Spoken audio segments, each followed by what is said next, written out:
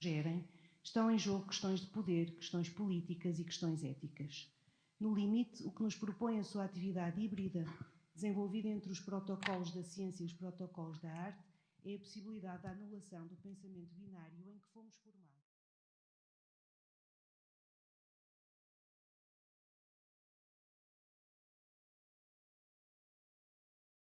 Porque não era natureza. O mesmo é dizer que a arte era a natureza dos artistas. Agora não é a oposição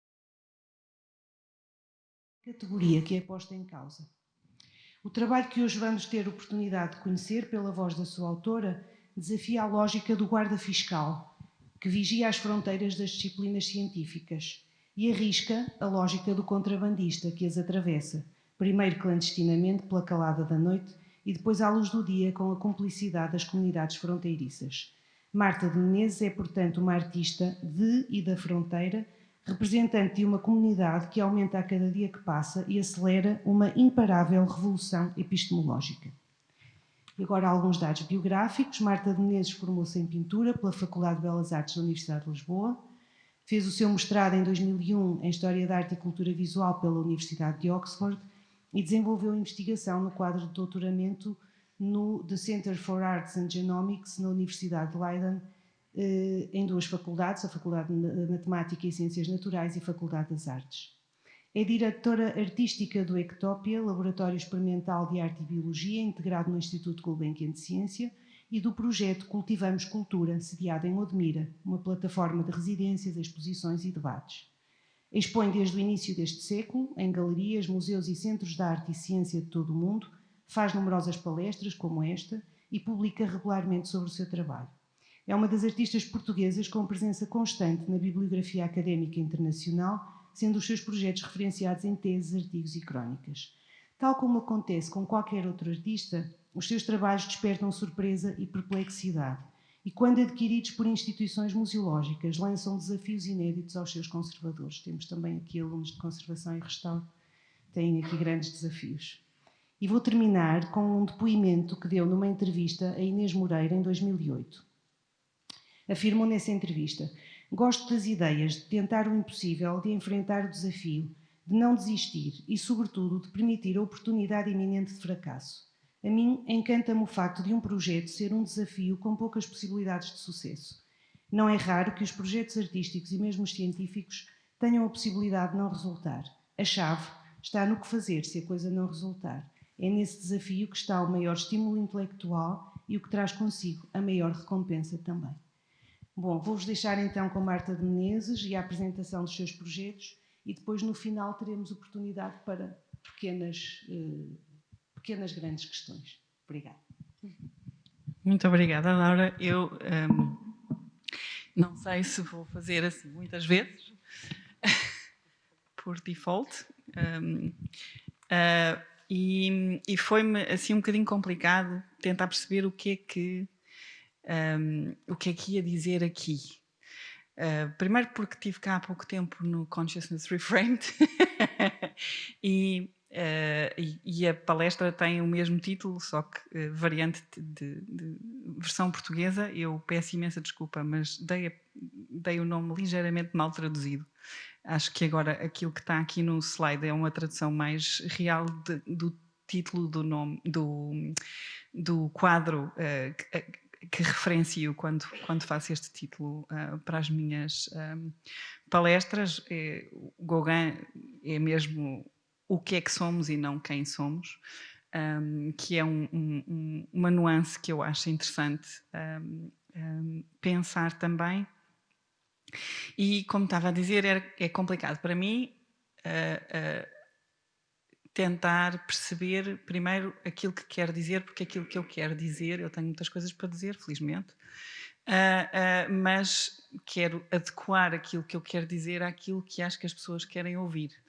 E aqui é um bocadinho complicado, porque eu sabia que ia falar com alunos e acho que, se eu bem me lembro dos meus tempos de aluna, há coisas que eu gostava de ter ouvido que não ouvi, e era raro, efetivamente, ter artistas que fossem à minha universidade falar sobre o seu trabalho, que muito bem me teria sabido, sobretudo se eles me explicassem coisas com as quais eu estava com dificuldade quando estava a aprender a fazer arte. E, portanto, é assim um bocadinho difícil para mim, não faço ideia se acertei, se não acertei. Já sei que são de cursos diferentes, portanto, talvez tenha acertado para uns e não para outros, que também era clássico, que iria fazer. Os meus slides estão todos em inglês, porque eu faço maioritariamente palestras em inglês, e espero que... E eu não vou ler aquilo que está nos slides em português, ou seja, eu não escrevo as minhas palestras, portanto, aquilo que vocês vão ler não é aquilo que eu vou estar a dizer, mas está tudo relacionado. Portanto, se quiserem fazer perguntas sobre aquilo que está escrito e não sobre aquilo que eu disse, são muito bem-vindos. Se quiserem fazer perguntas sobre aquilo que eu disse e ignorar aquilo que lá está escrito, também são muito bem-vindos. Se por alguma razão não perceberem alguma coisa que está escrito ou alguma coisa que eu diga, eu agradeço que também me interrompam. Eu sei que não é este o formato que nós combinamos, mas se alguma coisa não vos parece bem, eu não perco o fio à meada por ser interrompida. E acho que é mais importante que vocês não percam o fio à meada por não terem percebido alguma coisa do que eu perder o fio à meada. É mais difícil eu perder o fio à meada porque estou a falar do meu trabalho. Portanto, em princípio, hei de saber de trás para a frente, de frente para trás e alternado. E, portanto, não tenham problemas em levantar a mão, a gente interrompe, a gente resolve qualquer questão que haja aí pendente ou que eu não tenha sido clara. É como eu lhes digo, eu tenho muita coisa para dizer e tenho sempre um tempo reduzido para dizer. Hoje não é um tempo muito reduzido, porque falar 1 hora para mim é um luxo, mas mesmo assim há sempre mais coisas que ficariam por dizer, sobretudo porque se vocês me fizerem perguntas eu consigo chegar mais facilmente àquilo que vos interessa saber e não àquilo que eu possa estar a fazer em termos de monólogo. Portanto, vamos começar. O título é óbvio ou pouco óbvio, depende da perspectiva que vocês tomarem em relação a isto. Eu escolho este título, primeiro porque esta é uma pintura que me disse muito, desde que eu estava no liceu. Eu acho que a primeira vez que eu entrei em contacto com esta ideia, com esta pintura, com este pintor, foi no liceu a aprender História da Arte. E houve logo aqui uma identificação com esta não conformidade com regras, com não conformidade com preconceitos ou com formas de fazer as coisas que até hoje me caracterizam. Pintar árvores azuis ou pessoas azuis ou seja o que for é uma coisa que naquela altura seria absolutamente impensável, ou pensável foi, mas não era particularmente aceitável em termos sociais, mas que não deixa de fazer sentido, apesar de não ser a norma. E pensar aquilo que ele pensa neste quadro, pensá-lo ao contrário, não é? Pôr o fim da vida no lado esquerdo de um quadro e não no lado direito.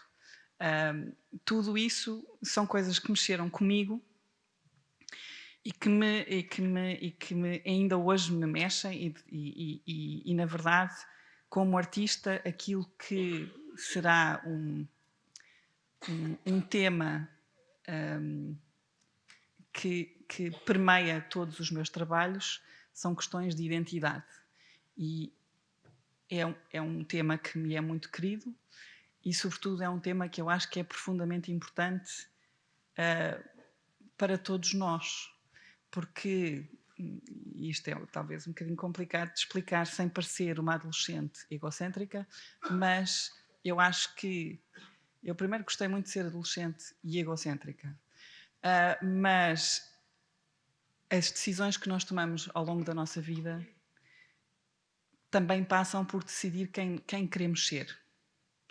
E quanto mais conscientes essas decisões possam ser, mais fácil é para nós justificarmos porque é que as tomamos. E essa justificação para mim é importante, porque se eu decido ser uma melhor pessoa, e quer sempre decidir ser uma melhor pessoa, justificar essa decisão, sem ser no abstrato, ajuda-me a efetivamente ser uma melhor pessoa. E isto passa por uma decisão muito pessoal, mas também passa por uma decisão de sociedade. Ou seja, se todos tivermos mais consciência das decisões que tomamos em termos de quem queremos ser, a sociedade também toma decisões mais conscientes sobre que sociedade quer ser.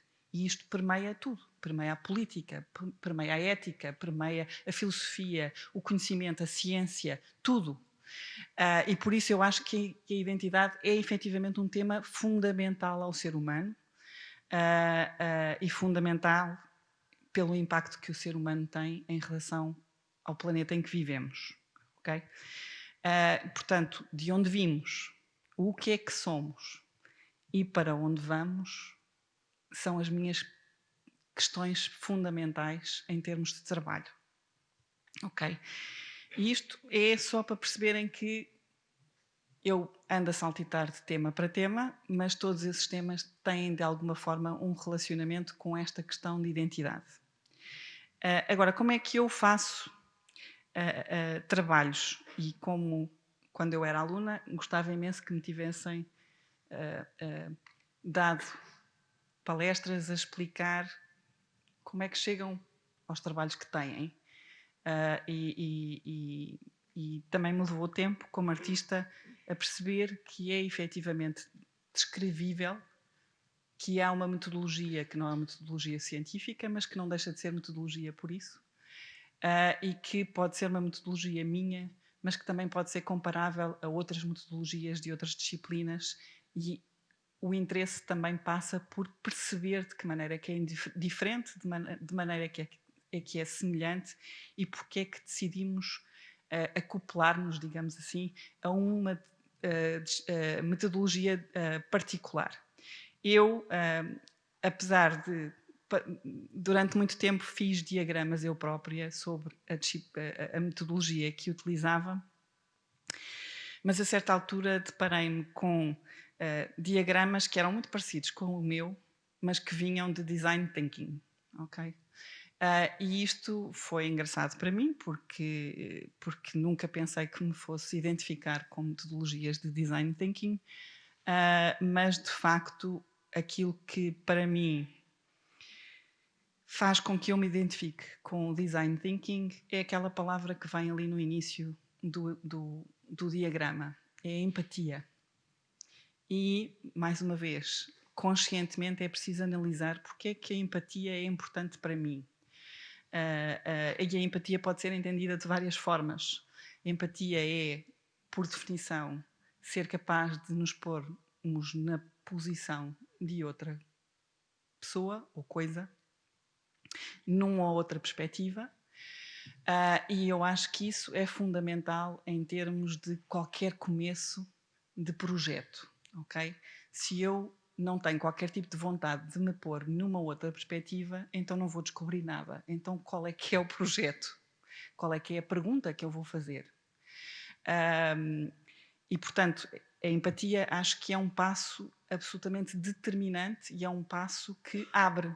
Aqui no diagrama conseguem ver, a empatia passa de um ponto para um lado do triângulo que é um lado alargado, ou seja, há uma posição na qual nós nos queremos pôr, mas à medida que vamos empaticamente pondo-nos numa perspectiva diferente da nossa, as perspectivas parece que se multiplicam e de repente temos um mar de possibilidades que, através da investigação, através de procurarmos conhecimento de outras áreas sobre a questão que estamos a levantar, nos vai ajudar a definir e a reduzir essa amplitude de possibilidades a uma questão mais bem posta, digamos assim, que é a parte principal do meu objetivo em termos de metodologia artística.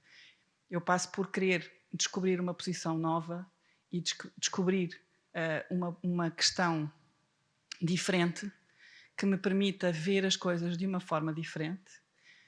E por isso é que eu vou tanto à biologia, não é? Acho que hoje em dia é difícil encontrar mais coisas que me desafiem a ideia sobre identidade, ou as ideias que eu tenho, os preconceitos que eu tenho sobre identidade, que não seja a biologia. A biologia está sempre a trazer novo conhecimento que me permite repensar quem eu sou e de onde vim, e me poderá fornecer pistas para eu pensar o que é que eu quero vir a ser, ou para onde vou.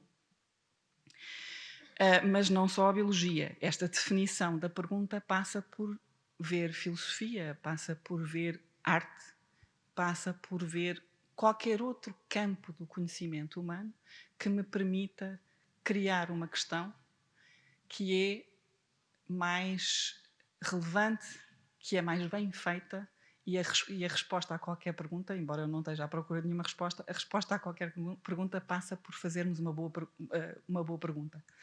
E esse objetivo de fazer uma boa pergunta é fundamental. Assim que a pergunta está mais definida, eu posso pensar em que forma é que eu lhe vou dar. Que forma física, que forma processual, que matéria que eu lhe vou dar. E essa é a parte seguinte, que é a parte das ideias. É a parte de pensar, ok, é isto que eu quero explorar, é esta a forma de eu pensar isto que eu quero explorar, é este o conhecimento dá-me a forma de explorar isto que eu quero explorar, seja ele qual for. E o idear, ou o criar ideias, passa por que matéria é que eu lhe vou dar. Que matéria é que eu posso criar, que matéria é que eu posso manipular, que matéria é que eu posso transformar para que a questão ganhe corpo. E isso, mais uma vez, alarga-me outra vez o campo, porque há muitas formas de pôr a questão em matéria. E há muitos caminhos a experimentar. E essa também é uma parte super divertida do processo, na verdade.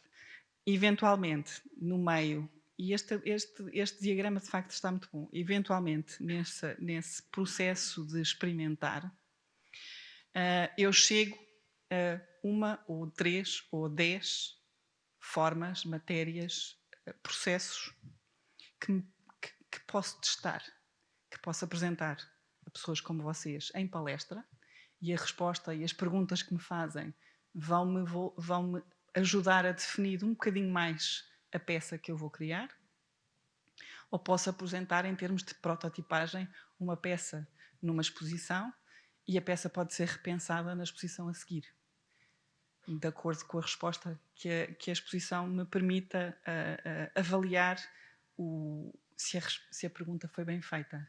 Não é? Porque a pergunta é uma espécie... Os ingleses têm uma ótima palavra para isto e eu nunca consegui encontrar uma boa tradução. Um trigger. Eu não gosto muito da palavra gatilho, que é a tradução literal de trigger, porque não é bem o gatilho. É talvez mais um interruptor, mas é um interruptor que ilumina mais do que uma... É um interruptor que ilumina mais do que uma lâmpada, digamos assim. Mas eu penso na arte um bocadinho como um interruptor. E esse interruptor tem que estar bem feito. Se esse interruptor estiver bem feito, as luzes que se acendem têm a ver com a questão que eu fiz. Se o interruptor não está bem feito, as luzes que se acendem são completamente ao lado. E é assim que eu penso em termos de avaliação do sucesso das minhas peças. Okay? Se as perguntas que me fazem quando veem a minha peça estão completamente ao lado daquilo que eu tinha pensado, então aqui há alguma coisa que não entrou. Ou faço outra peça, ou essas perguntas me dão origem a outra peça e a outra pergunta, ou faço outra peça que me permita efetivamente chegar à pergunta inicial que eu tinha pensado. Portanto, nada disto é linear, é tudo fluido no sentido em que eu posso sempre voltar atrás e andar para a frente. Como vos disse, eu não li nada daquilo que lá estava escrito. Espero que tenham conseguido ler ao mesmo tempo que eu estava a falar, mas aquilo que eu tenho lá escrito acho que é importante e por isso é que eu ponho escrito lá.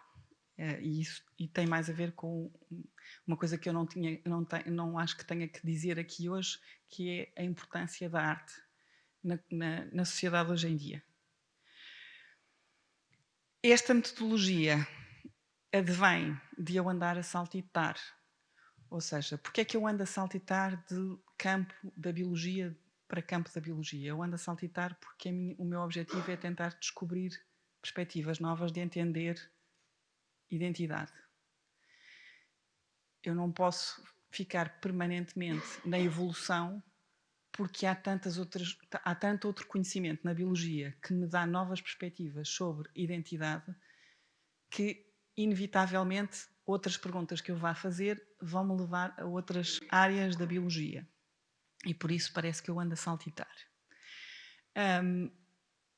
Mas, por eu andar a saltitar, também me permitiu perceber como é que a metodologia funciona e que não é uma metodologia científica. Desde o início da minha carreira que me perguntam muito os cientistas e não só, porque é que eu digo que aquilo que eu faço é arte e não digo que aquilo que eu faço é ciência. E na primeira vez que me perguntaram eu não sabia responder e levei muito tempo até responder de alguma maneira que me satisfizesse e acho que vou continuar a descobrir novas maneiras de responder a essa pergunta. Portanto, desde o início da minha carreira, em que fiz as borboletas, eu fiz projetos que se definiam por uma pergunta e que depois se materializavam na utilização de uma técnica para manipular um material, e as borboletas são exatamente isto. Às vezes de uma forma mais conceptual, digamos assim, é uma questão do fórum muito conceptual e que a matéria serve apenas como forma de materializar uma ideia. Outras vezes tem a ver mais com a forma da arte. O Tree of Knowledge, por exemplo, eu acho que tem muito a ver com a forma da arte. E o Tree of Knowledge é a resposta a uma pergunta que me faziam com frequência quando eu estava na Faculdade de Belas Artes, que é, quando decides o material que vais utilizar, tens que escolher o material que cria mais significado. Qual é que é o material mais adequado para representar qualquer coisa?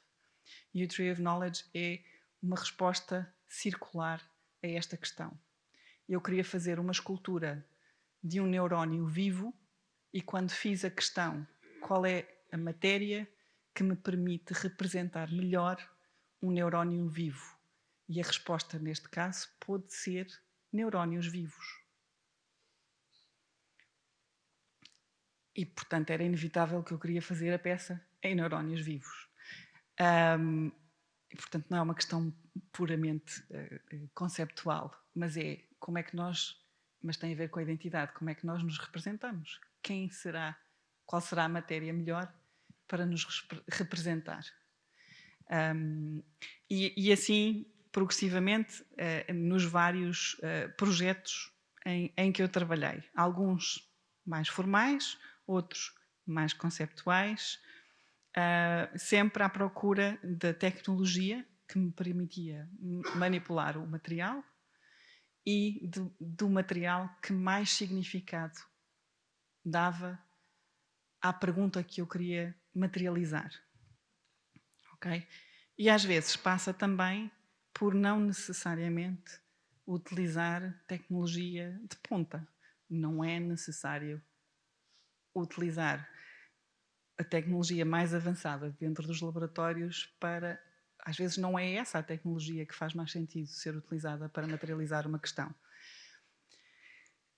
E estes projetos que vocês veem aqui são exatamente isso. Não tem a ver com tecnologia ou com virtuosismo da tecnologia, tem a ver com qual é que é o caminho que me parece mais correto para que o sentido da peça efetivamente apareça.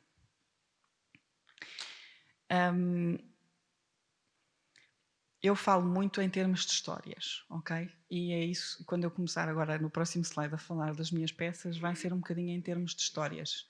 E as histórias servem sobretudo para dar uma narrativa àquilo que me permitiu chegar às conclusões que eu cheguei agora, ou seja, aquilo que eu vos estive a dizer até agora, que são conclusões, ou seja, são resultado de análise própria sobre aquilo que eu faço, aconteceram e foram possíveis fazer-se porque ao longo dos meus trabalhos eu fui aprendendo determinadas coisas. O trabalho que eu acho que, primeiro, é o trabalho que todo mundo sabe que eu fiz, digamos assim. Foi o meu primeiro trabalho, foi o meu trabalho de fim de curso. Eu formei-me em pintura com um trabalho de bioarte, numa altura em que não via isso, não é? E eu agradeço muito aos meus professores de pintura terem aceito este projeto como um projeto de fim de curso. Coitadinhos, não sabiam muito bem sequer como haviam de avaliar e a minha nota não foi particularmente boa. Tive 16, também não foi má. Mas nem eu própria sabia muito bem como defender isto como pintura. Não, nem eles sabiam muito bem como avaliar isto como pintura. Mas foi sem dúvida, é o trabalho pelo qual eu sou mais conhecida. Foi o meu primeiro trabalho, que às vezes é um bocado irritante continuarmos a ser reconhecidos pelo primeiro trabalho que fizemos, mas sem dúvida que é um trabalho que ainda me interessa, ou seja, ainda é uma pergunta que eu ponho e para a qual eu não tenho resposta, nem acho que alguma vez vá ter. E é um trabalho que, ao fazê-lo, eu aprendi mais, digamos assim. E isto acontece frequentemente nos primeiros trabalhos. Ou seja, é um bocadinho como praticarmos um desporto. Não sei se vocês, quando começamos a praticar um desporto novo, o maior pico de aprendizagem é no início e depois é uma seca, porque estamos sempre a tentar evoluir mais rapidamente, mas a certa altura atingimos um platô em que já não conseguimos evoluir muito depressa. E dá um prazer danado aquele primeiro impulso. E este trabalho foi um bocadinho assim. Porquê? Porque tudo era inesperado, porque não havia regras, porque não havia expectativas. E hoje em dia, provavelmente, será mais difícil para qualquer artista que queira trabalhar na minha área sentir esta liberdade que eu senti quando me propus a fazer uma residência num laboratório de evolução. Não havia expectativas do que era um artista em residência num laboratório científico e, portanto, eles não tinham a expectativa de eu fazer coisa nenhuma em particular. Eu também não fazia ideia o que é que isso era e era muito novinha e em toda a minha ingenuidade fui à descoberta e às vezes quando nós temos expectativas para aquilo que vamos fazer andamos a cortar um bocadinho as pernas, digamos assim, e conseguimos só dar passos mais pequeninos. E foi super interessante perceber aquilo que foi criar um projeto artístico num espaço de investigação científica sem ter qualquer molde para preencher. Ou seja, quando eu cheguei lá, nos primeiros 2 dias sabia fazer a tecnologia que me propus a fazer. Era assim tão simples quanto isso, que foi a primeira surpresa. Deram-me os primeiros organismos para eu tomar conta, ou seja, eu tinha as minhas lagartas para tomar conta, eu tinha as minhas lagartas para seguir e manipular, tinha o meu espaço de bancada, o meu microscópio, o meu espaço dentro da sala das borboletas e estava a fazer aquilo tudo que os cientistas estavam a fazer ao meu lado. Eu usava bata, tinha um livro de laboratório, tinha que escrever tudo aquilo que eu fazia e, portanto, não havia nada que me diferenciasse como artista. E nessa altura nem sequer pintava o cabelo de cores esquisitas, portanto nem sequer havia nada desses, não tinha uma bata diferente, não tinha nada de coisas que me denunciassem como artista. Mas tinha todos os deveres que os outros cientistas ao pé de mim tinham. Ou seja, eu tinha que limpar, eu tinha que fazer as tarefas do laboratório que todos os outros tinham que fazer e tinha que apresentar o meu trabalho semanalmente. E isto era era absolutamente revolucionário para uma aluna de Belas Artes, ok? Ter que apresentar aos meus colegas de laboratório, semanalmente, aquilo que eu tinha feito durante a semana, digamos que na primeira semana foi absolutamente aterrorizador. Sobretudo porque eu ainda não tinha decidido nada. A única coisa que eu tinha feito foi aprender.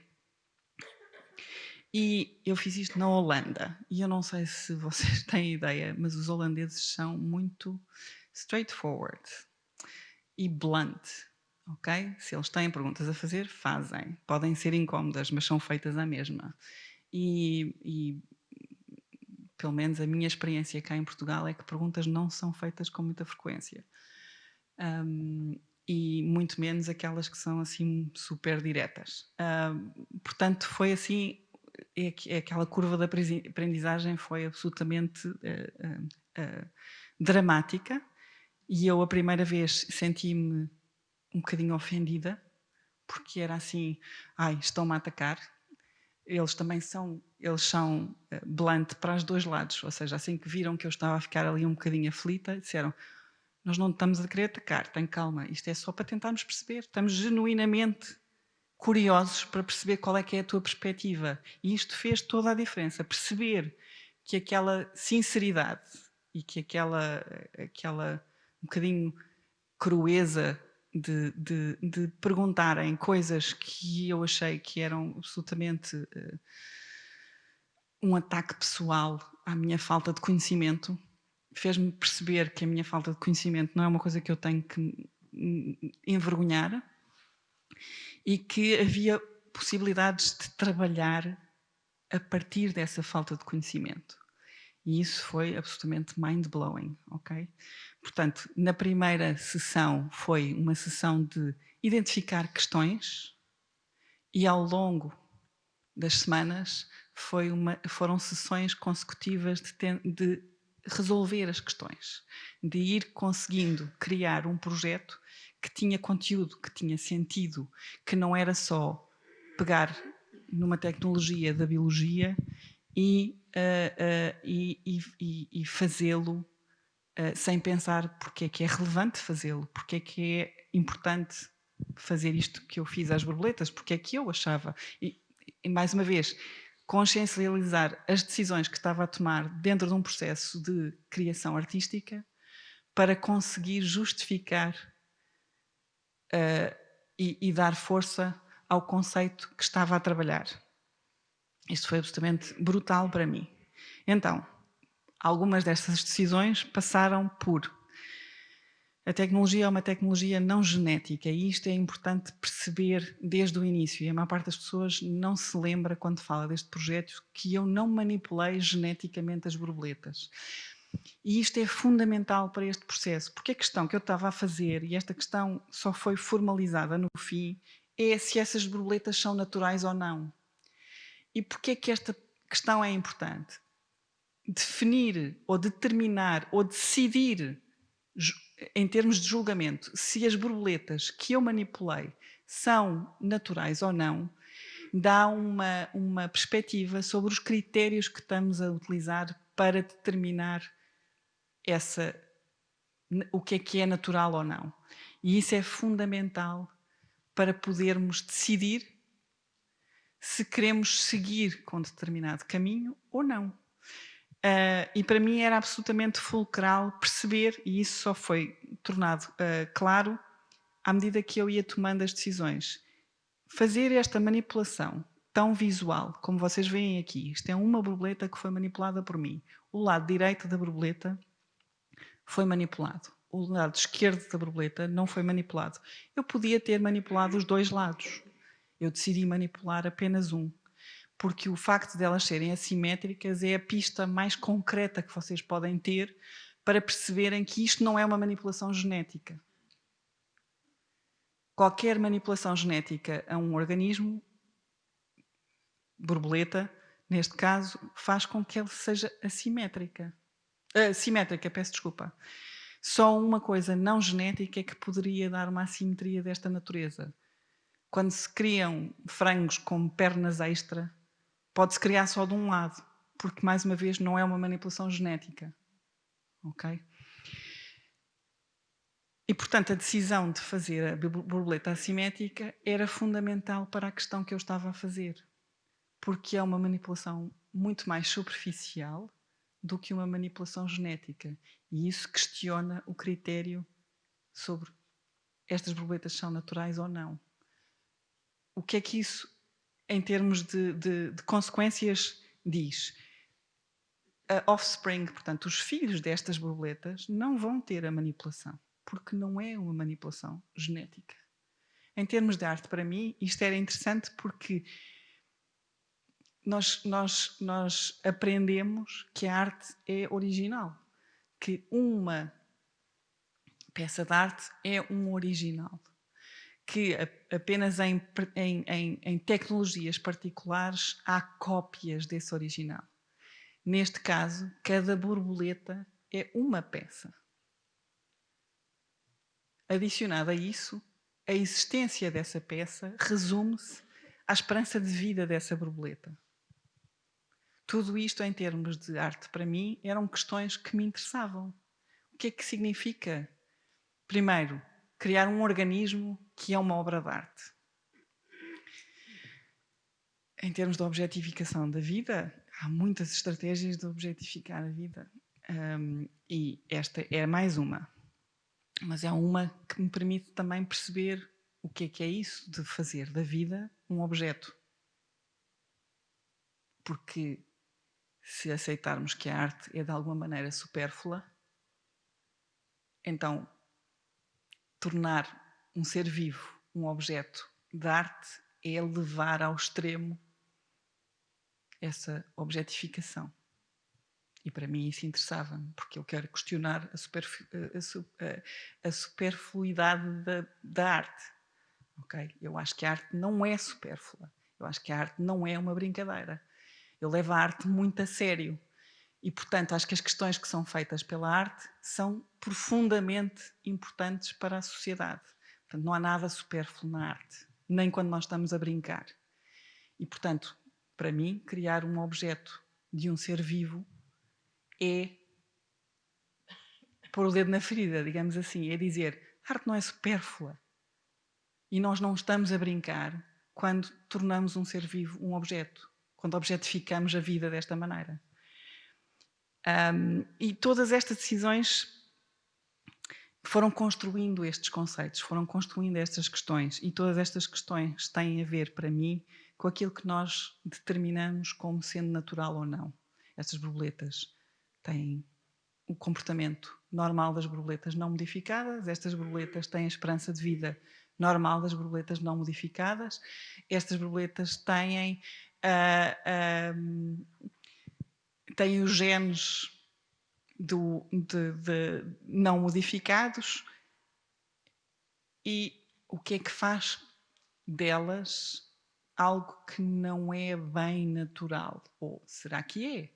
E é esta a pergunta que eu quero pôr. Em termos de padrões, e isso talvez seja uma coisa que vocês estejam a pensar um bocadinho, eu não queria de maneira nenhuma criar padrões que fossem reconhecíveis por nós como formas em particular. Porquê? Porque o objetivo do projeto nunca foi, nem nunca poderia ser, na minha opinião, fazer borboletas mais bonitas. Okay? Isso não tem nada a ver com a questão do que é natural ou não é natural. Ou por outra, é capaz de ter.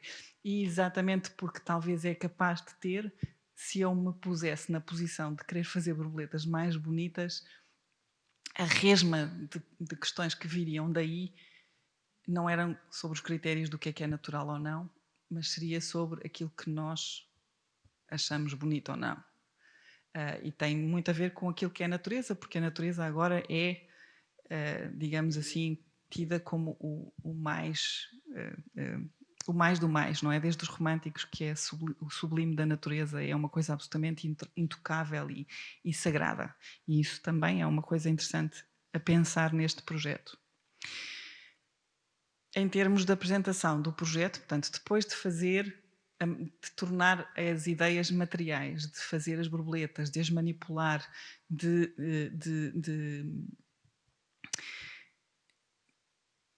de pensar no que é que significava e tomar as decisões todas que tive que tomar ao longo do processo de fazer a experimentação do projeto, tive que também pensar na forma de o apresentar em público. E a primeira vez que eu apresentei em público foi como no Museu de História Natural, com as borboletas depois de mortas, em caixas. E por acaso não foi a primeira vez que eu mostrei, não foi na avaliação, foi num museu na Holanda. E a desgraça foi total. Ou seja, as perguntas que me faziam era: como é que tu pintaste as asas das borboletas? E eu não pintei nada. Eu não acrescentei nada quimicamente às borboletas, eu não pus lá tintas depois das borboletas mortas, ninguém acreditava que eu tinha feito aquilo com as borboletas vivas. Ou seja, a questão da natureza das borboletas foi completamente perdida porque as borboletas não foram apresentadas enquanto peça de arte. Foram apresentadas pós-mortem. E isso falhou completamente. Portanto, eu tive que criar uma forma, e a primeira exposição que me fez criar uma forma foi o Ars Electronica, de apresentar as borboletas de maneira que as perguntas propostas pelo projeto fossem as perguntas que eram feitas pelo público. E isso implicava ao público ver as borboletas vivas, não só as borboletas, mas as lagartas, as pupas, entrar, sentir o ambiente que é um ambiente controlado para as borboletas estarem saudáveis e contentes, e por isso a instalação foi criada desta forma. Tem plantas, porque as borboletas têm tendência a pousar no chão, e eu não queria que as borboletas pousassem no chão, porque as pessoas entram e não olham necessariamente para o chão, e não era assim que eu queria que as borboletas morressem. Tem uma mesa de trabalho, tem um microscópio, tem todas as fases do ciclo da vida das borboletas, incluindo a morte, como é óbvio, que às vezes é uma coisa que as pessoas não conseguem perceber muito bem. Mas tem borboletas mortas, tem ovos, tem borboletas a porem ovos, tem lagartas a saírem dos ovos, tem lagartas a passarem a casulo, e tem casulos a abrirem e borboletas a eclodirem. E esta peça foi comprada pelo Museu Maiac em 2005. Agora, quanto tempo é que já passou?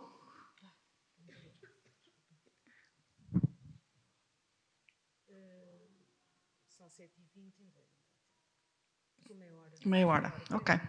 Então vamos avançar um bocadinho para a frente. Eu fiquei um bocadinho presa a este projeto porque havia esta série de decisões que eu queria explicar, e esta série para explicar aquela curva. A partir daí eu fiz projetos em vários laboratórios, em laboratórios de imagiologia médica, em laboratórios de microbiologia, em laboratórios de genética, de organização celular, e continuo a fazer. Mais recentemente, há duas áreas do conhecimento científico e biológico que me interessam mais profundamente e que têm uma delas a ver com isto. Ou seja, eu aqui decidi especificamente, e a tecnologia que escolhi era uma tecnologia que não era genética, mas, como é óbvio, a manipulação genética em termos de identidade era uma tecnologia, ou uma série de tecnologias que eu não podia evitar se queria continuar a aprender perspectivas e a pensar perspectivas que desafiassem preconceitos sobre identidade. E a manipulação genética é uma coisa que já existe há algum tempo e há várias tecnologias de o fazer, mas é algo que é complicado de se fazer. Há uns anos atrás, e os primeiros papers que saíram sobre esta tecnologia, foram em 2011, 2012, mas que desde essa altura A tecnologia transformou, digamos assim, a manipulação genética a nível mundial, de tal maneira que hoje em dia nós temos os primeiros bebês já nascidos com 1 ano, quase 2, que foram geneticamente manipulados através desta tecnologia, e sem aprovação de nenhum comitê de ética. Mas antes disso foi a primeira vez também que foi aprovado no Reino Unido, que é tido como um dos grandes, dos mais conservadores países em termos de aprovar tecnologias de manipulação genética para seres humanos. Aprovaram pela primeira vez, por causa desta tecnologia ter surgido, a manipulação de embriões humanos, mas com regras muito estritas. Essa tecnologia chama-se CRISPR, e não é, em termos conceptuais, uma tecnologia particularmente dramaticamente diferente das outras tecnologias de manipulação genética. O que é mais barata, mais eficiente e com maior controle, e leva bastante menos tempo a atingir os resultados desejados. E é muito curioso para mim, sendo eu das humanidades, perceber como às vezes não é uma revolução conceptual que faz com que haja uma revolução conceptual a nível social, mas é uma revolução económico-prática, digamos assim, porque é uma questão económica que faz com que esta tecnologia tenha sucesso onde outras não tiveram. E eu não estou à espera que vocês percebam o que é esta tecnologia em termos de manipulação genética profundamente, mas tem assim uma série de características que eu acho que é absolutamente curioso. É uma tecnologia que não foi inventada por nós, foi aproveitada pelo ser humano, ou seja, foi descoberta, e há um mecanismo que existe em bactérias desde que as bactérias existem. Efetivamente, as bactérias também sofrem doenças, que é uma coisa que nem toda a gente tem presente. As bactérias são atacadas por vírus e muitas morrem por ser atacadas por vírus. E têm um mecanismo de defesa que é efetivamente o CRISPR, ok? E o CRISPR é uma coisa muito engraçada, que é efetivamente a construção de uma biblioteca de DNA que permite à célula bacteriana, quando é infectada por um vírus semelhante, é uma espécie de vacina, produz uma molécula que vai destruir esse DNA.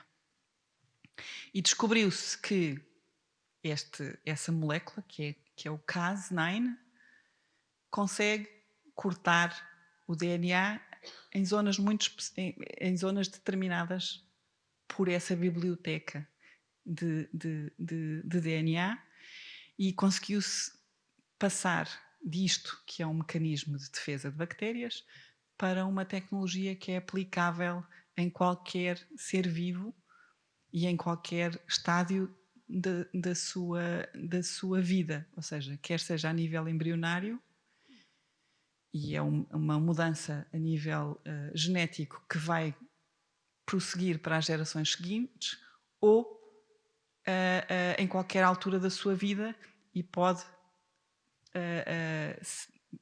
criar-se, e é isso das grandes promessas do CRISPR, podem-se criar moléculas destas que permitam curar nas pessoas que já sofrem dessa doença cura para determinadas doenças de ordem genética, quando elas são adultas. Também permite, em teoria, mudar a cor dos olhos, pode mudar só um olho, porque é tão localizado que só vai funcionar num tipo de células, por exemplo. Mas, e por isso também, essas possibilidades todas que se abriram com esta tecnologia, é por isso que eu decidi que era esta a tecnologia que eu queria utilizar para questionar questões, ideias sobre identidade. Eu tenho aqui um videozinho pequenino que acho que é importante. Isto é a demonstração do CRISPR, portanto, eu acho que tenho que me virar aqui ao contrário um bocadinho, senão não vejo nada. Então, ali do lado esquerdo, temos o CRISPR em bactérias. Aquelas aranhiços que estão ali são os vírus. A linha oval é a parede da bactéria, e o que acontece é que o vírus infecta injetando DNA dentro da célula da bactéria.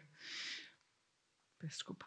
E ao fazer isso, a bactéria, para conseguir alguma resistência, vai retirar um bocadinho, se sobreviver a esta infecção, vai retirar um bocadinho desse DNA e vai pô-lo junto com bocadinhos de outras de DNA de outros vírus a que tenha sobrevivido, e vai criando assim uma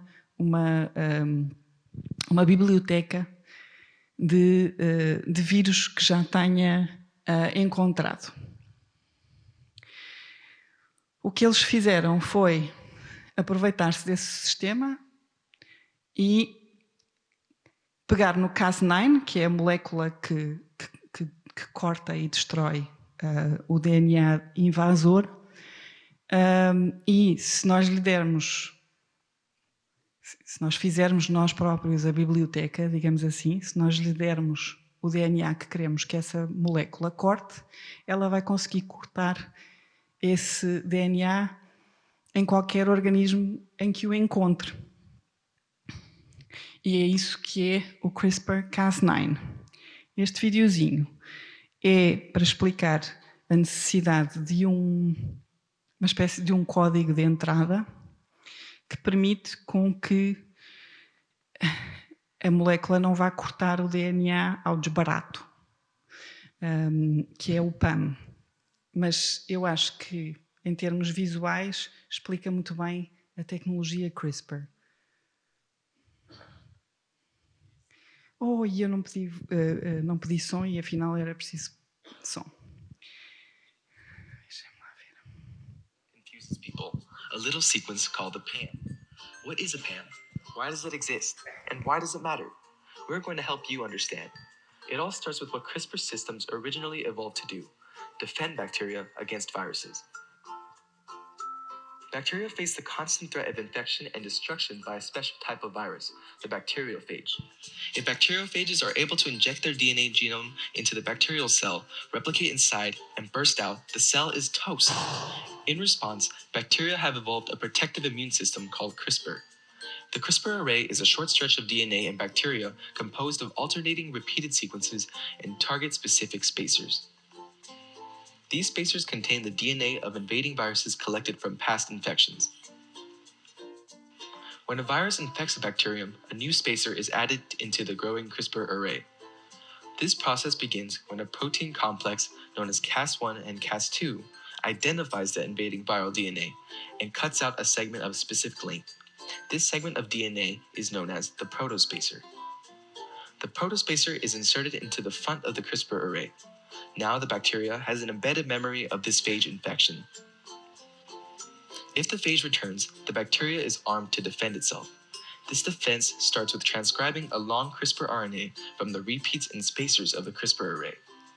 Another RNA, called a transacting or tracer RNA, comes along and links up with the CRISPR RNA through base pairing. A protein, known as Cas9, grabs onto the dual RNAs, and they're trimmed to a more manageable size to form a complete search complex. If the sequence of the CRISPR RNA matches the sequence of the invading virus, Cas9 cuts the viral DNA and destroys the phage, allowing the bacterial cell to survive. But wait, the viral DNA that is targeted by the search complex is the exact same sequence as the DNA in the CRISPR array. So how exactly is Cas9 able to distinguish between itself and the enemy? This is where the PAM comes in. The PAM, which stands for the protospacer adjacent motif, is a specific sequence of nucleotides around 2 to 6 base pairs that follows the protospacer sequence in a viral genome. In Streptococcus pyogenes, Cas9 recognizes the PAM sequence GG with an additional nucleotide between it and the protospacer. This PAM sequence must be present for the Cas9 protein to know that it is okay to latch onto and cut this region of DNA. How does this keep the bacterium from hurting itself? The key is that the spacer sequences within the CRISPR array are not followed by a GG. The sequence of the repeat is always the same, GTT. This means that the Cas9 is unable to bind to the CRISPR array and thereby avoids cutting the bacterium's own genome. But how is it that there's always a PAM sequence at a true Cas9 target? In the DNA acquisition step we covered previously, we mentioned that the Cas1, Cas2 protein complex is in charge of capturing new spacers from incoming viral DNA. Cas9 works with Cas1 and Cas2 to find the PAM sequence and remove the protospacer next to it. Only picking target. Isto agora é mais pormenorizado em termos de sequências de PAM. E eu acho que não é exatamente aquilo que vocês estejam interessados em ouvir, mas espero que tenha ajudado a perceber o que é que acontece em termos de manipulação genética e porque é que aquela molécula Cas9 é tão importante. Ou seja, a molécula Cas9 é construída, é uma proteína que é construída para reconhecer o sítio onde deve cortar e corta. Em termos de manipulação genética, há a opção de cortar, e o Cas9 hoje em dia já pode cortar, pode só marcar, pode só bloquear, pode só ativar, pode fazer muitas coisas em termos de manipulação genética, mas pode cortar, e se nós queremos introduzir uma molécula diferente, temos só que adicionar ao Cas9 essa molécula de DNA, e essa molécula de DNA é um template. E, portanto, a maquinaria da célula vai reconstruir o DNA usando esse template como modelo, digamos assim. E isto é muito mais fácil de fazer, e isto é muito mais barato de se fazer, e isto é muito mais rápido de fazer. E isto faz com que quase todos os laboratórios no mundo hoje em dia utilizem CRISPR para fazer a investigação sobre os seus organismos modelo, digamos assim. E eu não vou falar sobre este em particular, porque tenho meia hora, mas este é um dos projetos que eu tenho com Cas9 e com CRISPR,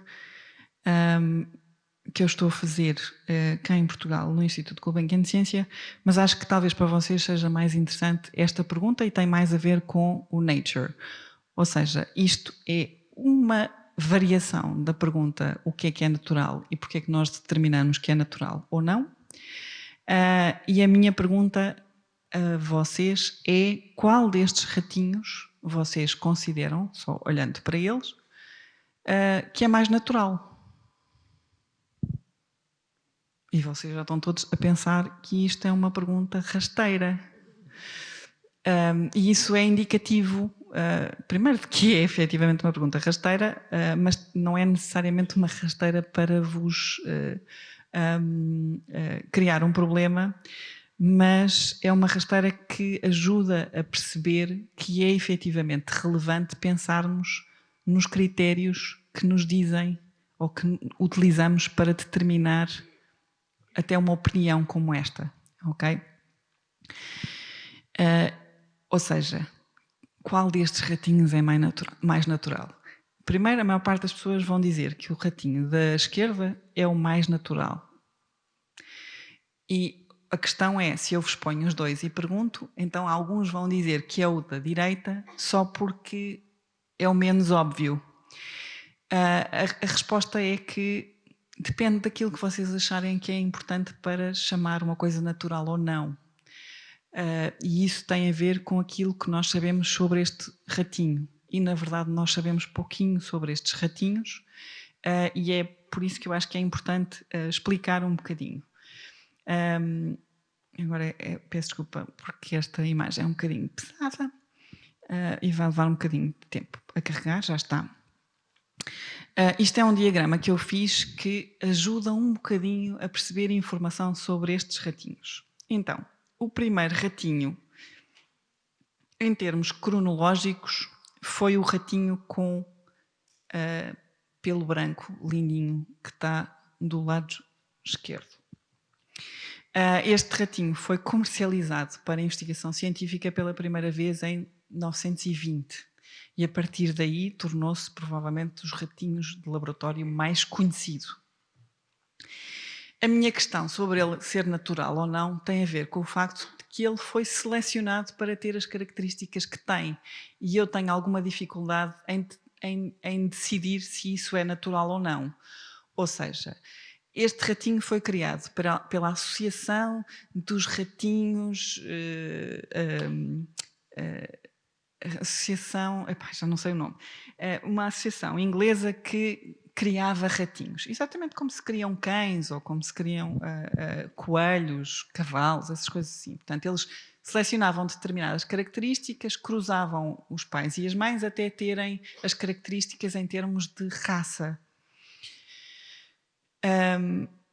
E por isso é que nós, em 1920, temos estes como um produto possível de ser vendido a laboratórios no mundo inteiro, e é importante perceberem que é efetivamente relevante que no mundo inteiro os ratinhos onde são feitas experiências sejam todos iguais. Ok? Isto é fundamental. Porque senão como é que vão comparar os resultados? Se os ratinhos forem diferentes, não há forma de comparar os resultados e chegar a qualquer tipo de conclusão.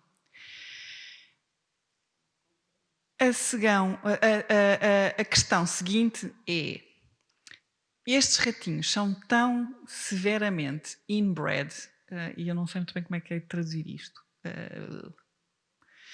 que todos os ratinhos no mundo são geneticamente idênticos se pertencerem a este Balbci. E eu acho que isso não é particularmente natural. Vá.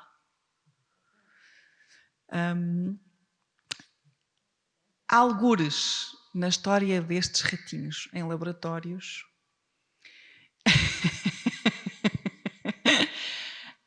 aconteceu qualquer coisa. Eu acho que não aconteceu uma vez só. Eu acho que tem que ter acontecido mais do que uma vez. Mas é uma coisa que só acontecendo dentro dos laboratórios é que é possível manter-se. Ou seja, isto provavelmente também aconteceu fora dos laboratórios a ratinhos. Se calhar acontece a ratinhos da rua, mas porque aconteceu dentro de um laboratório, nós temos o rato 2, nós temos o rato que não tem pelo. O que é que aconteceu? Houve uma mutação espontânea. A maior parte das pessoas que vê aquele ratinho, agora vou andar para trás e depois andar para a frente, vai levar um bocadinho de tempo outra vez. A maior parte das pessoas que vê o ratinho do lado direito pensa o que eles foram fazer. Mas na verdade não houve nenhum eles que tivesse programado isto. Isto foi uma mutação que ocorreu num gene só e espontaneamente. Isto é uma mutação que acontece também em humanos, ok? Qual é o problema? Se isto acontecer num ambiente não controlado, o ratinho morre muito rapidamente devido às consequências dessa mutação. E não é por não ter pelo. A segunda consequência é muito mais grave do que a primeira. E em 1980, isto foi lançado como produto. Portanto, esta mutação ocorreu espontaneamente. E eu acho que não pode ter ocorrido uma vez só, porque da primeira vez o ratinho morreu quase de certeza. E, de alguma maneira, quando aconteceu uma outra vez, foi aproveitado e esse ratinho foi mantido em ambiente estéril, pelo menos tempo suficiente para procriar. E este produto, que é um produto muito particular, passou a existir como produto vendável para laboratórios de investigação científica em 1980. E a minha pergunta é: o segundo, que não tem pelo, é mais natural que o primeiro por ter sido uma mutação espontânea ou não? Também há o problema de uma mutação espontânea, mas se vivesse em liberdade não sobrevivia. E isso é critério para determinarmos se uma coisa é natural ou não? É a minha pergunta outra vez. Agora, com o CRISPR-Cas9, há a possibilidade de reverter esta mutação. E agora é que vem a questão-chave. É porque determinarmos se uma coisa é natural ou não vai informar a decisão de se devemos corrigir essa mutação. E o que é isto de uma correção? E se tomarmos o pelo, ou a falta dele, como consequência, só pura e simplesmente, a questão ética põe-se de uma forma. Será efetivamente relevante o rato ter pelo ou não? Mas a segunda consequência é muito mais intensa, digamos assim, que é estes ratos não têm sistema imunitário. Esta mutação deu origem a duas consequências. Uma, eles não têm pelo, e a segunda, eles têm um timo severamente afetado e por isso não têm sistema imunitário. E por isso é que eles não sobrevivem fora do laboratório.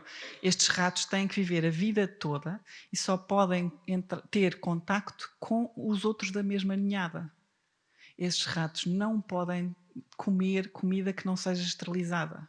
Estes ratos têm que respirar ar que é filtrado, porque eles efetivamente não têm sistema imunitário e, portanto, não têm defesas contra infecções. E isto acontece em humanos também.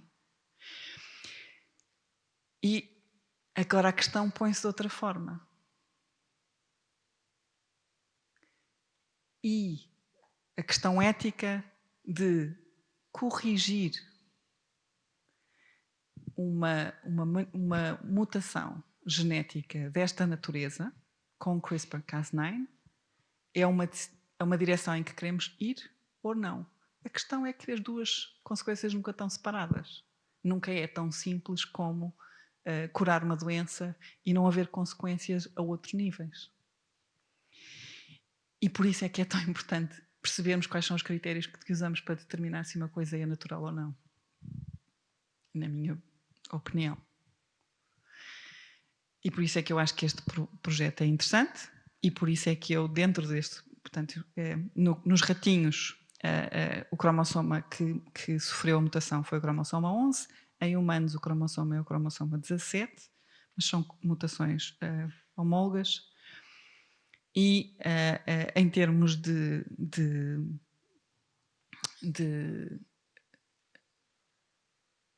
reverter esta mutação é relativamente simples fazê-lo, mas não é uma mutação que exista em laboratório nenhum a ser feita.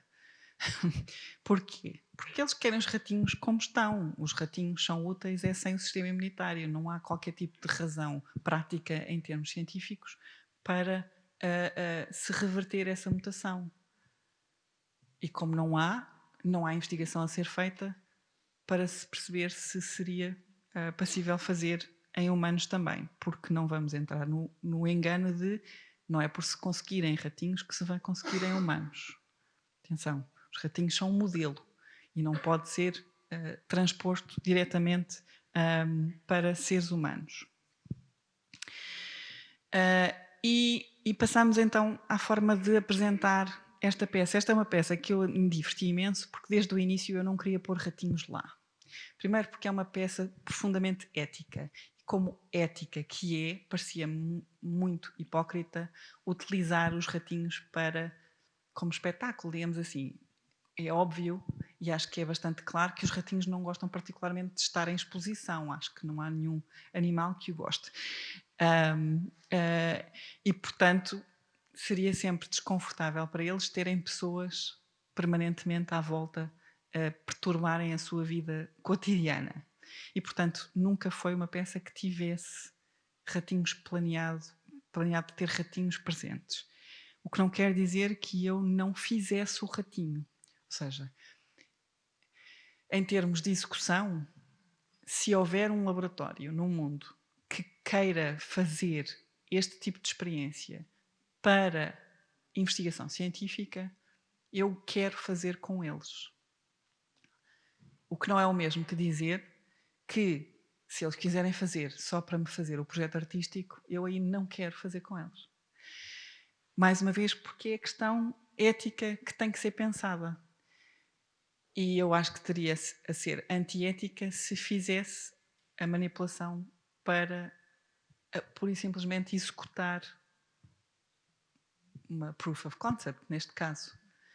A peça em exposição nunca foi para ter ratinhos. Portanto, não seria para ter ratinhos na exposição que eu iria executar a experiência.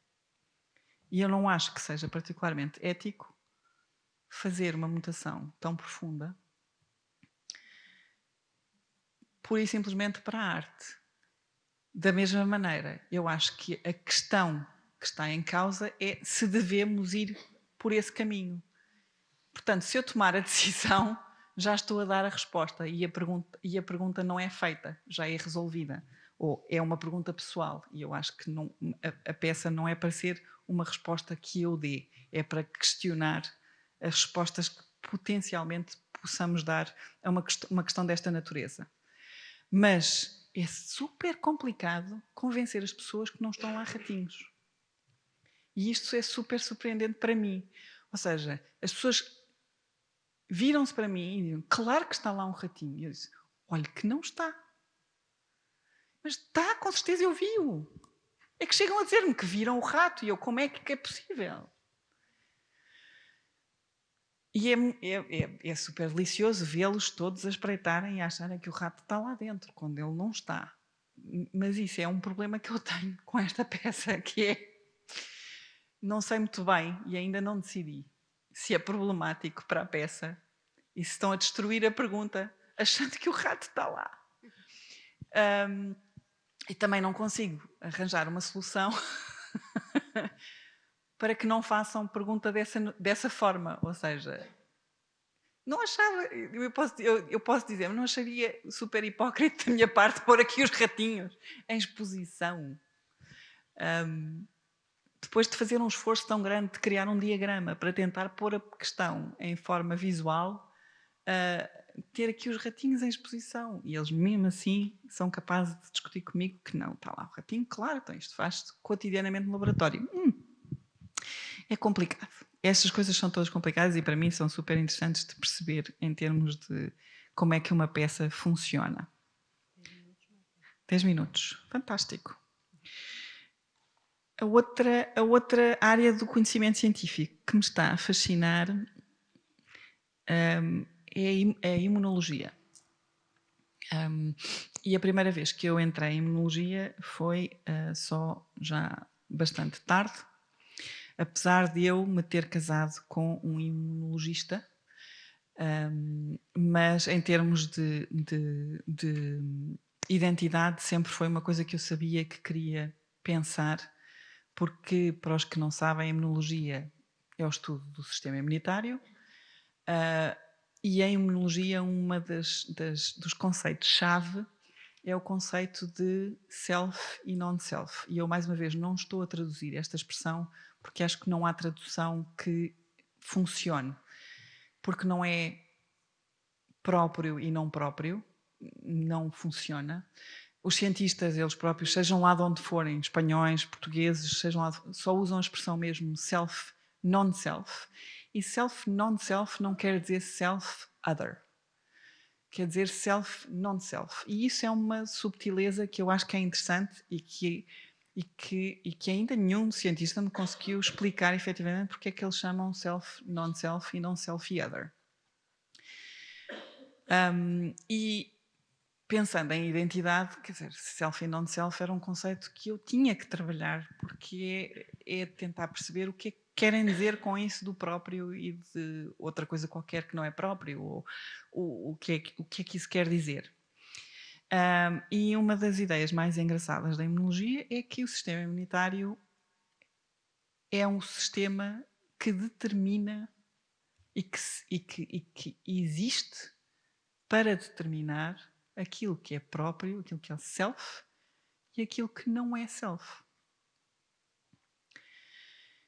E para mim pensar que há um sistema para além do meu cérebro que se dedica exclusivamente a determinar aquilo que sou eu e aquilo que não sou é aquela mudança de perspectiva que a minha empatia se recusa a não ir. Não consegue evitar ir. Não sei como é que se faz esta dupla negação, mas pronto. E eu entrei nessa ideia, nem foi com este projeto, foi com o segundo projeto que eu fiz com o meu marido, que talvez seja mais divertido de falar agora. Que eu aprendi quando fui a uma palestra do Sr. Van Rood, que veio cá a Portugal em 2017, e ele morreu em 2017. John Van Rood era um imunologista e era médico, e nos anos 60 decidiu começar a fazer experiências que deram origem à transplantação clínica.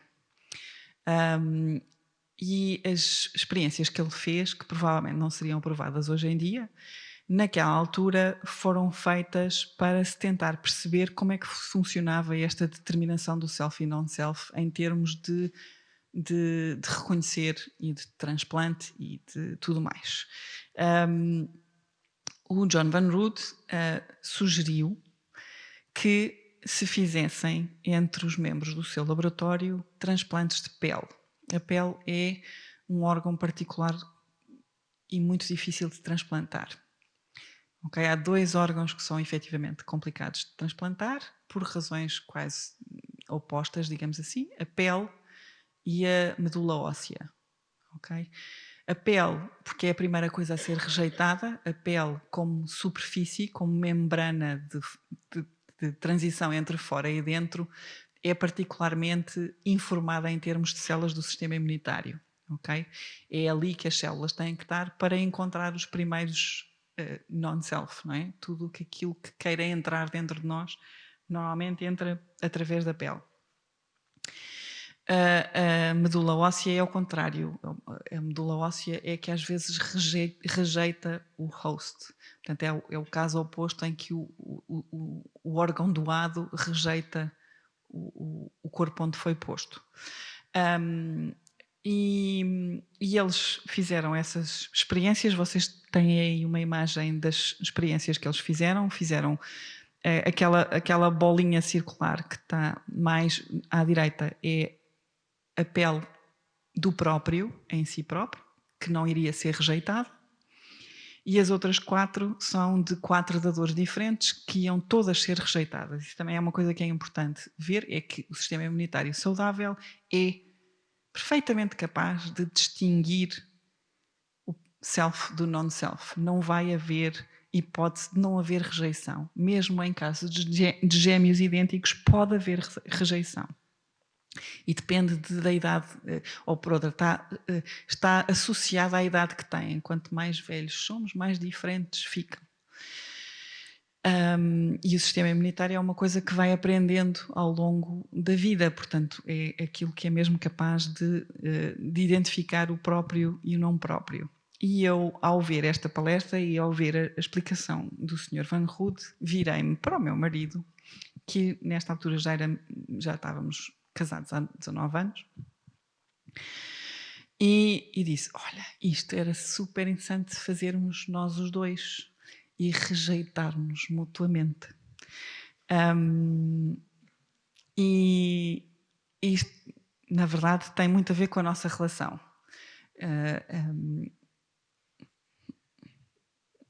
Disseram no início, não é, que eu gosto de coisas que não têm nada necessariamente um fim ou previsível, e este é um exemplo disso. Às vezes os riscos são grandes, mas para mim, como artista, pensando na identidade, era absolutamente fascinante aquilo que eu vos disse, que é ter um órgão no meu corpo que determine, independentemente do meu cérebro, da minha consciência, aquilo que sou eu e aquilo que não sou, era aquilo que eu queria demonstrar ao rejeitar a pessoa que o meu cérebro e o meu inconsciente escolheram para partilhar a vida. Não é? Isso para mim era uma forma de pensar o self e non-self que me fazia sentido. Para o Luís, como imunologista, a surpresa também foi curiosa, porque para ele a rejeição é uma coisa temporária, ou seja, a rejeição é uma coisa rápida, mas o resultado da rejeição é efetivamente aquilo que é mais importante neste projeto. E isto também tem a ver com a nossa relação. Eu sou a não romântica, ele é o romântico da nossa relação. E para ele, o resultado em termos científicos, não tem nada de romântico. Quando eu rejeito a pele dele, o meu organismo está a fazer uma molécula, que é um anticorpo, que vai sempre reconhecer aquele non-self. Para ele, em termos poéticos, e isto foi o grande salto deste projeto que nós fizemos, pela primeira vez eu senti que éramos os dois autores de um projeto artístico e não de um projeto científico, ou seja, ele não está ali claramente como cientista passivo que se limita a pensar a ciência do projeto. Ele está ali como um cientista que pensa o conteúdo do projeto artístico. Porque para ele é um pacto de amor, digamos assim, que existe dentro de mim uma molécula que vai para sempre reconhecê-lo a ele. E eu sou a única pessoa no planeta que tem essa molécula e vice-versa. Que é profundamente romântico, quer queiram, quer não. Isto toca tantas coisas que é difícil eu selecionar aquilo que vos posso dizer sobre o assunto. Só para acabar, mostrava-lhes um bocadinho do vídeo. O vídeo é um bocadinho grande e eu não sei se consigo andar com ele para a frente. Vamos ver.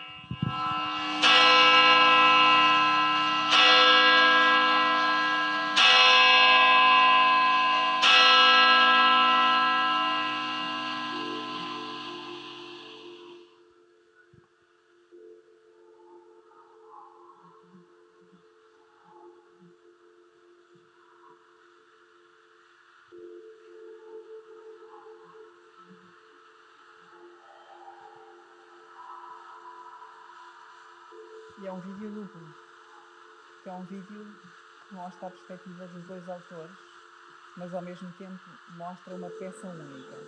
Portanto, tem partes em que em que é dois mundos e tem partes em que esses dois mundos se unem na peça.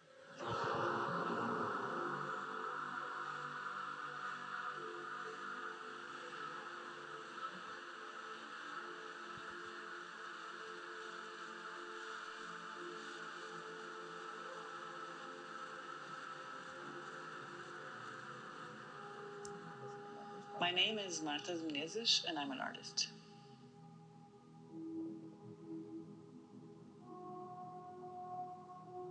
My name is Luís Graça. I teach medical students at University of Lisbon Medical School. So just like an artist would choose to paint in oil or watercolors depending on what they want to achieve with a piece, I choose living materials to achieve what I want.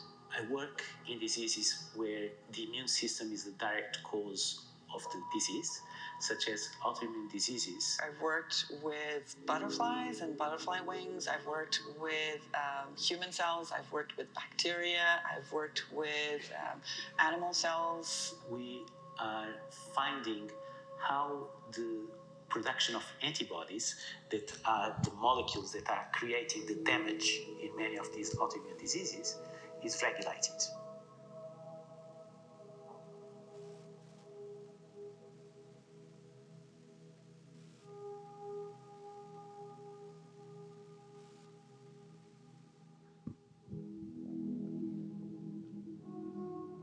Luís Graça is my husband. He's a professor of immunology at the University of Lisbon.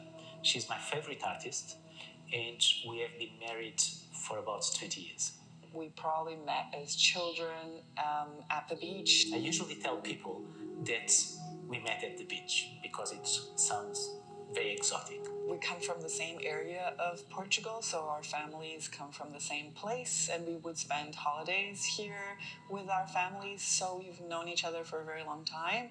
We started dating when I was about 23, 24. The pleasure of being together with someone for 19 years is, I think, an achievement. It's something that I'm very proud of, and part of the key to that happiness that we feel of being together for so long is that we are very different as people. We're very different in terms of the fields that we practice, but we take a lot of pleasure in learning about each other every day on a daily basis. Collaborating with Marta is very natural in the sense that as we are living together and as both of us like to discuss ideas, it is almost inevitable.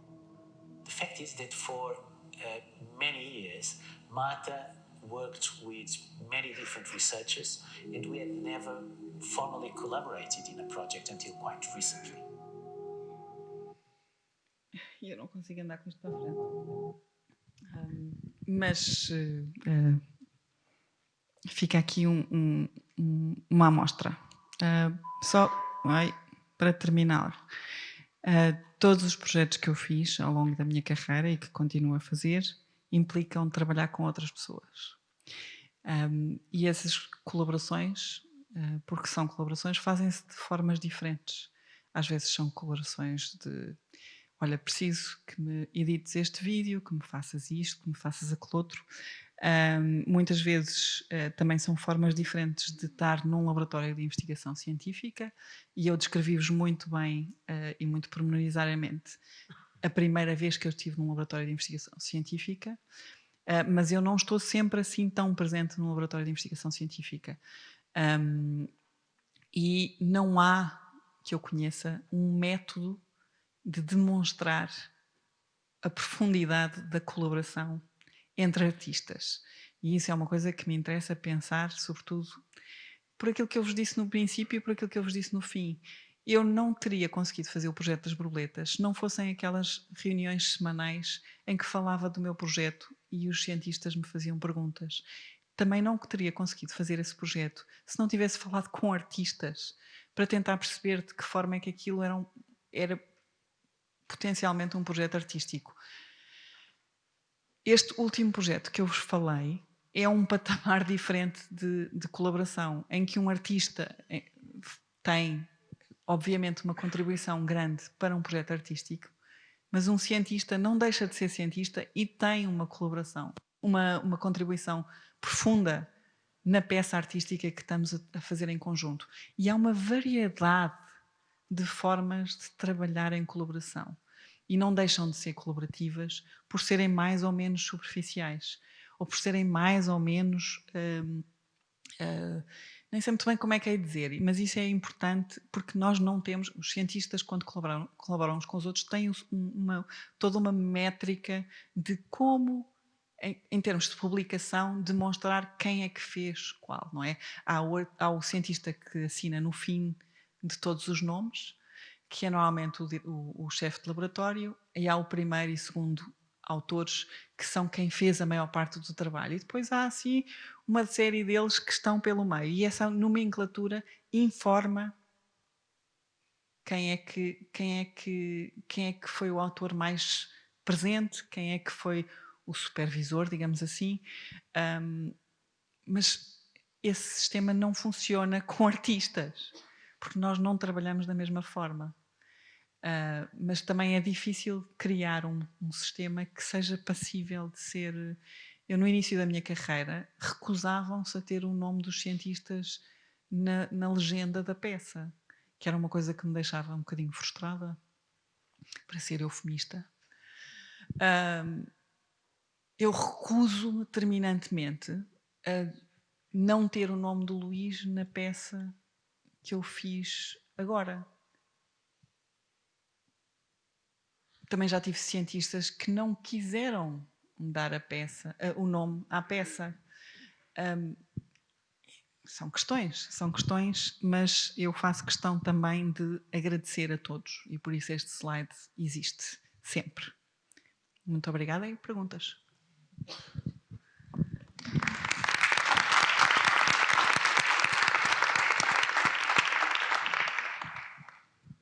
Obrigada, Marta. Eu não sei se há questões a fazer. Eu fiquei com uma pergunta desde o início, mas tal uma pessoa quer fazer uma pergunta.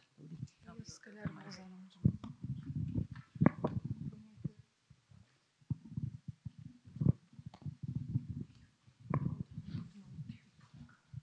Então, são 8.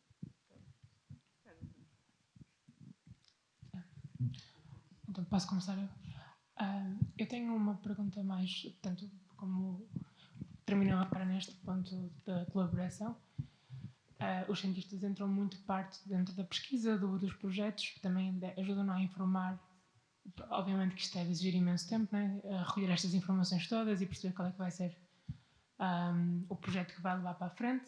Eu queria perguntar se, ao longo destes anos, conseguiu fazer com que cientistas também tivessem interesse em desenvolver peças ou a tentar construir também eles trabalhos, porque as barreiras estão muito diluídas, não é? Um diagrama é uma peça artística, no seu caso também é um objeto que eles produzem. O salto para aquilo tornar-se um objeto artístico pode ser feito dependendo da intenção. Então eu também queria perceber se algum colega seu... E eu também só tenho questões. E são de naturezas diferentes, como tu próprio dizes, depende muito da intenção. Ou seja, eu encontrei um bocadinho de tudo, ok? E também tenho conhecimento de colegas meus que encontraram também coisas variadas. E às vezes as coisas não resultam muito bem. E conheço alguns cientistas e artistas que se chatearam muito. Se um cientista vem para o pé de mim e diz, e há uns que dizem, ainda agora estive na China e tive que aturar um que dizia isto literalmente: se eu quiser fazer arte, faço. E eu, sim, mas não é assim. E eu perguntei-lhe, então, se eu quiser fazer ciência, faço. E ele diz, tens que estudar. E eu, pois, é essa a mesma resposta que eu tenho que te dar. É a mesma resposta que eu dou a toda a gente que diz, eu também conseguia fazer isso, não é? A gente vai aos museus e há sempre uns quantos que dizem, eu também fazia aquilo. A questão é que não fez. E a razão pela qual não fez é que é importante neste caso. E também costumo dizer, eu tive 5 anos na universidade a tirar um curso de pintura. Eu não tive a passear. Não é? Eu não tive de férias. Eu não... Raios-me para 5 anos da minha vida. Não é? É um bocadinho... é um bocadinho desrespeitoso estarem a achar que não foram nada. Eu não digo que os 5 anos de curso deles não foram nada. São de naturezas diferentes os conhecimentos que nós aprendemos e que nós aprendemos a elaborar, a produzir, a pensar, e isso é que faz toda a diferença, não é? São diferentes as naturezas dos nossos conhecimentos, são diferentes as formas de pensar a realidade, mas todas implicam haver um conhecimento da área. Se há um cientista que chega ao pé de mim e diz que quer fazer arte, eu apoio a 100%. E nem sequer lhe digo para ir fazer um curso de arte, mas digo para fazer um mestrado. Pelo menos um mestrado. Porque há uma série de literatura que tem que conhecer. Há problemáticas humanísticas que não são as mesmas. E aquilo que define uma obra de arte de uma não obra de arte tem a ver exatamente com as questões que traz, com o tipo de conhecimento que traz à sua área. Isto são os casos mais extremos, ok? Isto são os casos mais extremos. Depois, eu não vejo qualquer tipo... Mas se eu quero fazer um diagrama, aquele diagrama não foi feito por mim. Eu fui pedir a um designer que trabalhasse comigo para fazer o diagrama, porque eu, como pintora, não tenho conhecimento para fazer diagramas. E reconheço que não tenho conhecimento suficiente para fazer um diagrama com qualidade.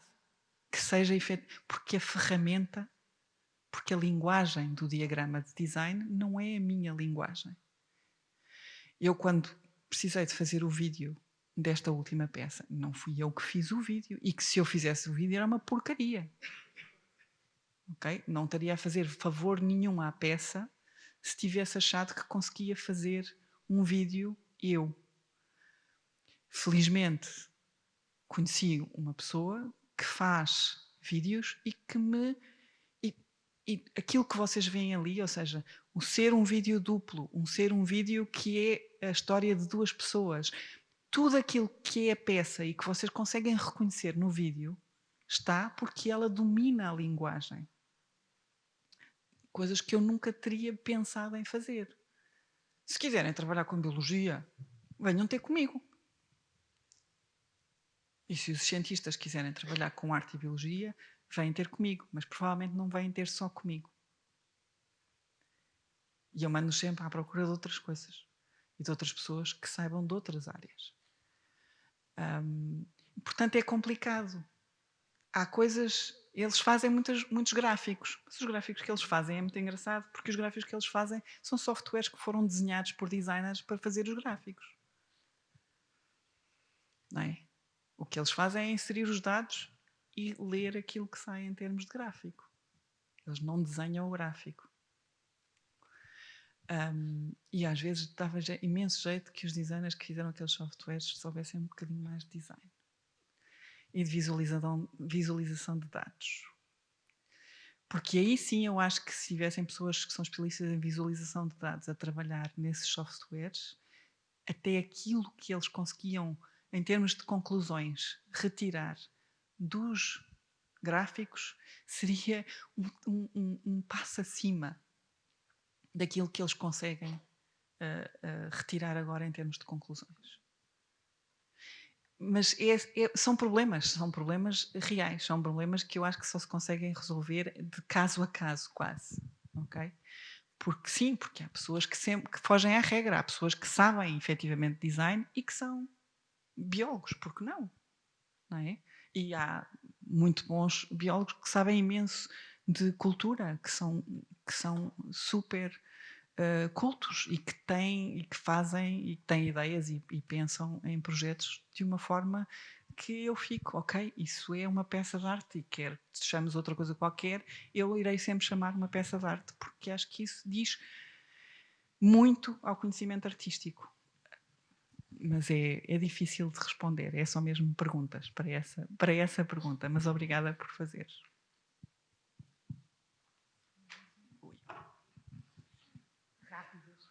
Ui, já estão a correr connosco.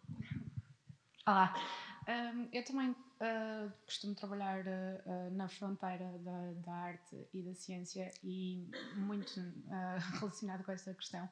Tenho tido imensa dificuldade em propor as ideias à parte mais científica da comunidade. Sinto que há sempre um certo prejudício em relação ao artista que se está a tentar meter na ciência. E queria saber se há alguma forma específica de apresentar uma ideia, porque às vezes acho que quando estou a falar demasiado de ciência, eles acham que eu estou a ser demasiado científica e que não tenho justificação para falar disso de uma maneira científica. E quando estou a falar artístico, se calhar não chego ao mesmo vocabulário que eles, então acaba por se perder um bocadinho nessa comunicação. Olha, na minha experiência, isso é um problema real, inevitável e sempre presente. Não sei se tenho assim um método ou uma forma de resolver o problema, porque eu tento várias estratégias quando me deparo com ele, até acertar numa. E talvez o método passe um bocadinho por isso, por não desistir, ok? Não desistir tem duas vantagens. Uma é, eles vão eventualmente levar-te a sério, porque percebem que tu estás mesmo empenhada naquilo. E isso, na verdade, é uma coisa fundamental eles perceberem, ok? Perceber e ajuda a provar aquela ideia que tu sabes, não é? Que é, a arte não é superficial nem supérflua. Quando nós estamos a trabalhar a sério. E o insistir é uma espécie de uma demonstração desse interesse que tu tens. Também acho que nunca é errado aprender a linguagem deles, como tu própria estavas a dizer.